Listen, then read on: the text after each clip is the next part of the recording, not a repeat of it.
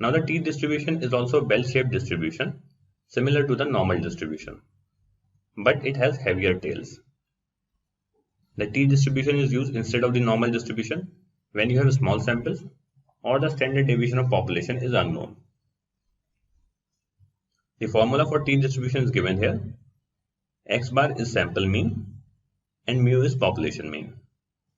We have changed sigma to S, that is the standard deviation of a sample, and we also have divided it by the square root of n, which is the sample size. Now before we know how to calculate the probability using t-distribution, we should first know what is degree of freedom. So the degree of freedom refers to the number of independent observations in a set of data. There are different ways of calculating it, but we will calculate degree of freedom as n-1. Now back to calculating the probability using t-distribution. So here we will not go into details, but we can simply calculate the t-value from the above formula and use it along with the degree of freedom as an input to any t-value calculator. They are available online, and also any software that we are going to use can calculate the probability using the t-values. So the next question is, what does this probability tells us? Let's say we have a population of students with a mean of 100. Then we picked up a sample of 15 students from this population and found the sample mean as 110 and standard deviation as 15.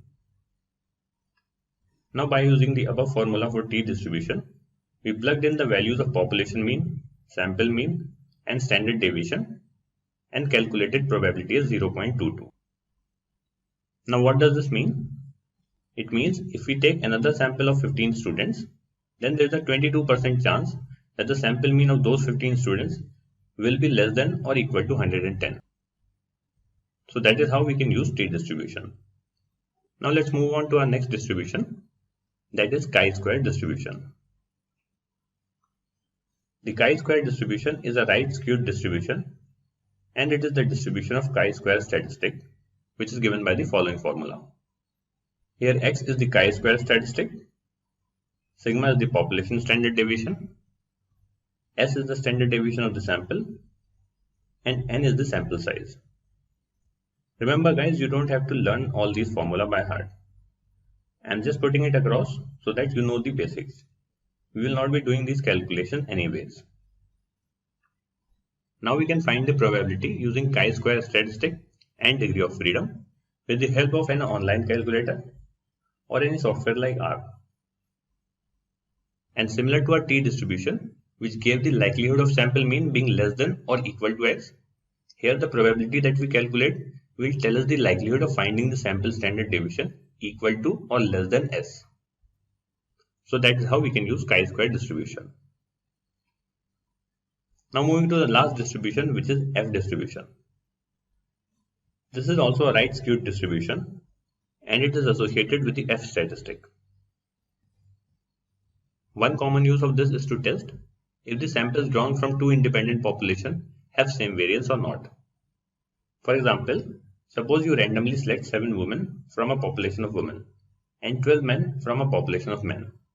And now you want to compare the variance, so you will use F distribution here. The formula to calculate F statistic is shown here.